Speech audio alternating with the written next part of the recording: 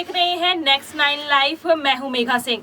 Russia और Ukraine के विवाद का आज 6वां दिन है और लगातार हम आप तक खबरें पहुंचा रहे हैं कि कैसे इस विवाद के बीच यूक्रेन फंसता नजर आ रहा है और रशिया लगातार धावा बोल रहा है। वहीं बाकी देशों की बात करें तो बाकी देश में जैसे यूरोपियन कंट्रीज हो गए, वो रशिया पर लगातार हमले कर रहा है। अपनी बातों से वो कह रहा है कि प्रतिबंध लगाएगा और रशिया को इंटरनेशनली अलग कर देगा। लेकिन अब इसी बीच एक खबर भी आई है कि अब बड़े पैमाने पर जब ओलंपिक गेम होते हैं और बाकी अंतरराष्ट्रीय गेम होते हैं, उन सभी में से अब रूस को बैन कर दिया जाएगा। जी हां, अब रशिया के खिलाड़ियों को प्रतिबंध लगा दिया गया है कि अब वो किसी तरह के इंटरनेशनल खेलों में हिस्सा नहीं ले सकते। साथ ही ओलंपिक ऑर्गेनाइजेशन ने भी ये ऐलान किया है रशिया के खिलाफ कि अब उनके अधिकारी या उनके जो खिलाड़ी है वो अब इस गेम का हिस्सा नहीं बन सकते हैं, उन पे प्रतिबंध लगा दिया गया है। तो चलिए आज के इस रिपोर्ट में हम आपको बताने वाले हैं इसी बात पर विस्तार रूप से कि आखिर क्या क्या प्रतिबंध लगे हैं रशिया पे और किन किन खिलाड़ियों पे प्रतिबंध लगे हैं, कौन कौन खेलों से उन्हें हटाया गया है। तो इस रिपोर्ट में हम आपको देंगे सारी जानकारी। यूक्रेन पर हमला बोलने के बाद अब रूस अलग थलग दिखाई देता हुआ नजर आ रहा है। जी हां, रूस को अलग थलग करने के लिए इंटरनेशनल ओलंपिक कमेटी ने कड़ा रुख अख्तियार करते हुए दुनिया भर के खेल संघों से बड़ी अपील की है। इंटरनेशनल ओलंपिक कमेटी ने सभी संघों से सिफारिश करते हुए कहा है कि वो रूस और बेलारूस के अधिकारियों और खिलाड़ियों को अंतर्राष्ट्रीय प्रतियोगिताओं से बाहर करे। आईओसी ने कहा, वैश्विक खेल प्रतियोगिताओं की अखंडता की रक्षा और सभी प्रतिभागियों की सुरक्षा के लिए ये जरूरी है। इस फैसले से विश्व फुटबॉल की सर्वोच्च संस्था फीफा के लिए रूस को 24 मार्च को होने वाली विश्व कप क्वालिफाइंग मैच से बाहर करने का रास्ता अब खुल चुका है। पोलैंड ने पहले ही इस पूर्व निर्धारित मैच में रूस के खेलने से इनकार कर दिया था। आईओसी की अपील बेलारूस के खिलाड़ियों और अधिकारियों पर भी लागू होती है, जो कि रूस की मदद कर रहा है इस हमले में और समर्थन भी दे रहा है। आईओसी ने कहा है कि उन्हें भारी मन से ये फैसला किया है, लेकिन युद्ध के कारण यूक्रेन के खेलों पर पड़ने वाले प्रभाव रूस और बेलारूस के खिलाड़ियों को होने वाले नुकसान से कहीं अधिक है।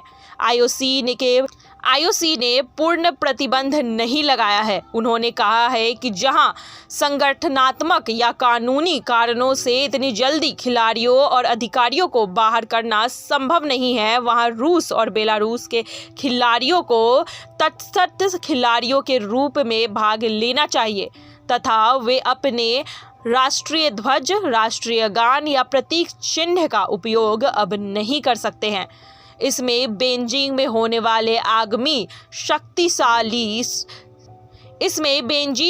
वाले आगामी शीतकालीन पैरालंपिक खेल भी शामिल है। ओलंपिक समिति ने व्लादिमीर पुतिन को 2011 में दिए गए ओलंपिक ऑर्डर को वापस भी लेने के लिए कहा है।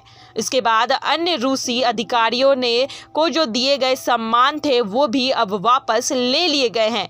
यूरोप की कई खेल संस्था जो है वो पहले से ही रूस का विरोध कर चुकी है। उन्होंने रूसी टीम की मेजबानी करने के या उनके खिलाफ खेलने से साफ इनकार कर दिया है। आपको बता दें कि इसमें फिनलैंड चाहता है कि रूसी आइस हॉकी टीम को पुरुष विश्व चैंपियनशिप में भाग लेने से रोका जाना चाहिए। फिनलैंड मई में इस प्रतियोगिता की मेजबानी करेगा। स्विट्जरलैंड में फुटबॉल महासंघ का भी यही कहना है कि उनकी महिला टीम जुलाई में यूरोपीय चैंपियनशिप में रूस में से नहीं खेलेंगी। जर्मन फुटबॉल क्लब शाल्के ने कहा है कि उनके रूस की सरकारी नियंत्रित ऊर्जा कंपनी गाज़प्रोम में अब लंबे समय से जो चल रहा था रिश्ता, उसे वो तोड़ने का फैसला कर रहे हैं। फीफा ने रूस को विश्व कप क्वालिफाइंग से तुरंत बाहर नहीं करने और देश को सिर्फ तटस्थ स्थलों पर उनके ध्वज और राष्ट्रगान के बिना अपने महासंघ फुटबॉल यूनियन ऑफ रूस के नाम से खेलने का आदेश दिया है, जिसको लेकर यूरोपीय देशों ने अपनी नाराजगी भी व्यक्त की है। पोलैंड के अलावा स्वीडन और चेक गणराज्य ने भी कहा है कि वह रूस के खिलाफ अपनी टीम नहीं उतारेंगे। तो यहाँ साफ देखा जा रहा है कि कई ऐसे कंट्रीज हैं जो रूस के खिलाफ अब मोर्चे पर उतर आए हैं। उन्होंने साफ शब्दों में कहा है कि वो अब रूस के खिलाफ कोई भी रिश्ता नहीं रखना चाहते हैं, चाहे वो खेल से ही क्यों न जुड़ा हो।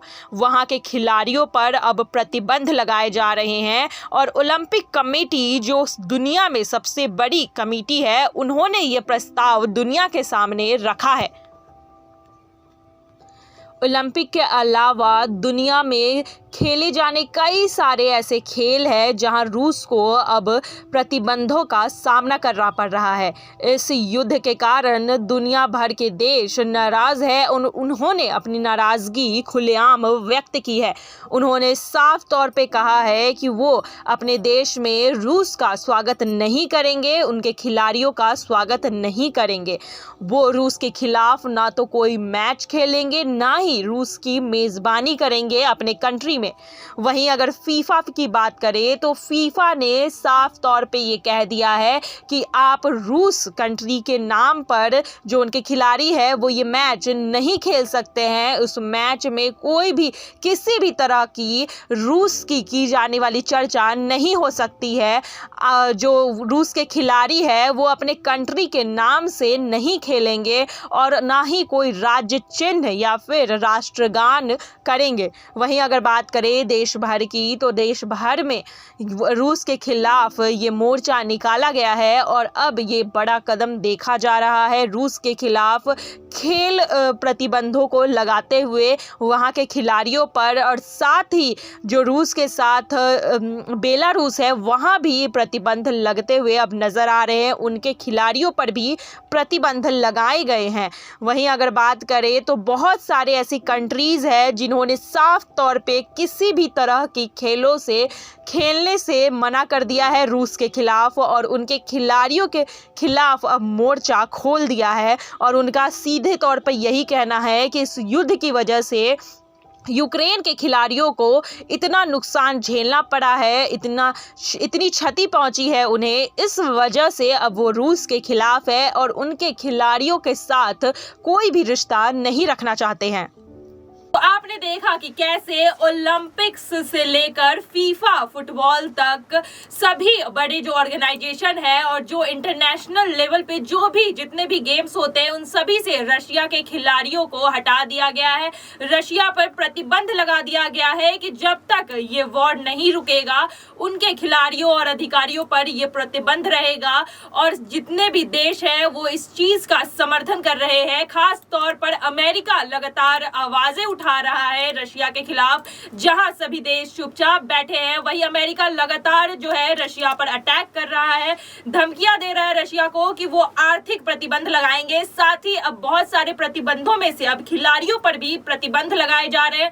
तो आपकी राय मैं जानना चाहूंगी, जो दर्शक है हमारे, कि आप क्या सोचते हैं जो बाकी के कंट्रीज जो है वो रशिया पे जो प्रतिबंध लगा रहे हैं, उनके खिलाड़ियों पे जो प्रतिबंध लगा रहे हैं, क्या वो जायज है?